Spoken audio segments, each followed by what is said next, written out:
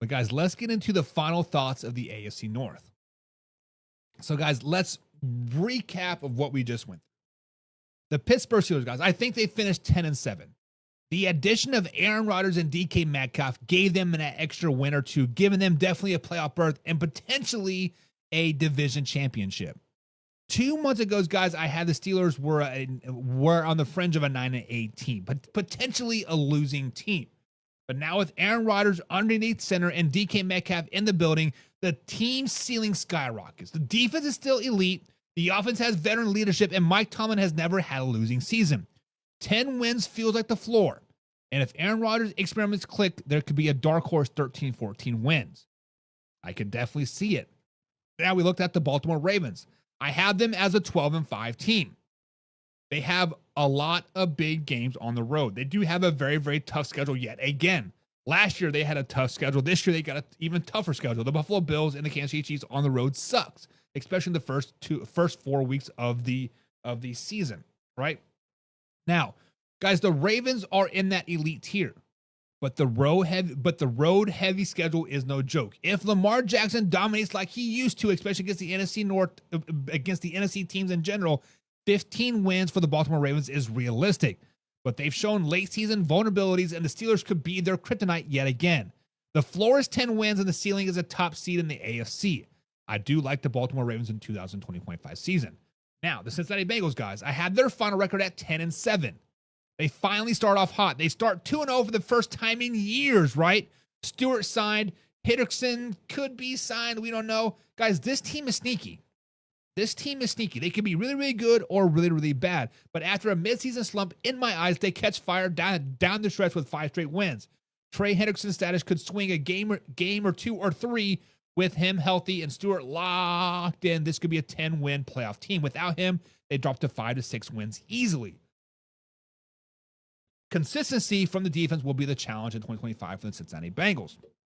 And now, the final team is the Cleveland Browns. I have them as a 3-14 team. My biggest concern for the Cleveland Browns is their questionable quarterback play and underperforming wide receiver core. Off the field distractions, the whole Jerry Jeudy and Myles Garrett contracts, yes, they got signed, but Myles Garrett, guys, did request a trade. And if things start bumpy, you could see him want to get a trade yet again. 2 months ago, I had them as a 7-win team. After watching training camp and seeing the quarterback battle unfold, it is clearly this team is in trouble. The floor is 2 wins. The ceiling is 7. If everything somehow clicks, but the reality, guys, they are a 3-win team heading in for a rebuild. Kenny Pickett was supposed to be stabilized this position, but instead the entire quarterback room looks shaky.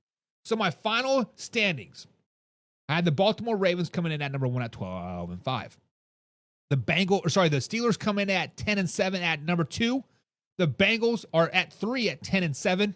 I said 10-2. I said 10-7 for the Steelers, 10-7 for the Bengals, and then the Cleveland Browns coming in at 4th place at 3-14. The biggest surprise, the Steelers becoming contenders yet again with Aaron Rodgers. The biggest disappointment, the Browns collapsing despite preseason hype. Guys, divisional outlook, this might be the deepest division in football with 3 legit playoff caliber teams with different identities. Defense, leadership, and healthy will define who takes the crown. So guys, in the comments below, give me your rankings. Give me your rankings of the AFC North. Who wins it? Who's in second? Who's in third? Who is in fourth?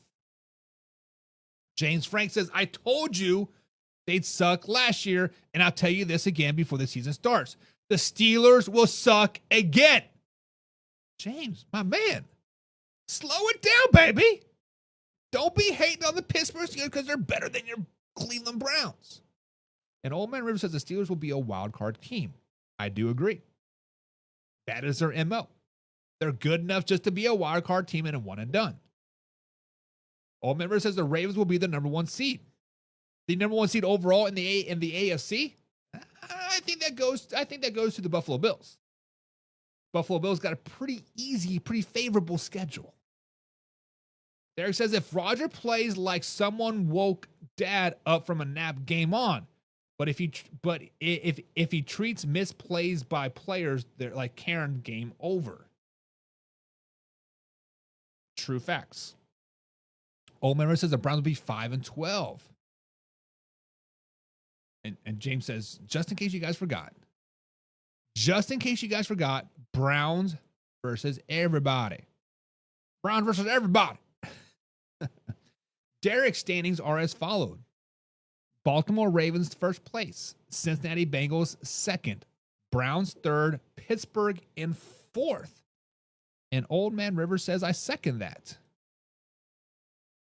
Old Man River, how can you second that if you have the Pittsburgh Steelers as a playoff team? That means the Browns are a playoff team. That means that means 4 teams from the AFC North are making it to the playoffs. That is tough. James says the Browns will be 17-0. Ravens will be 16-1. Cincinnati, who cares in the Pittsburgh and Tomlin's 0-17. Well, James, right here, there's some flawed math here. Because the Browns cannot go 17-0 and the Ravens cannot go 16-1. If you want your Browns to go 17-0, the Ravens need to go 15-2.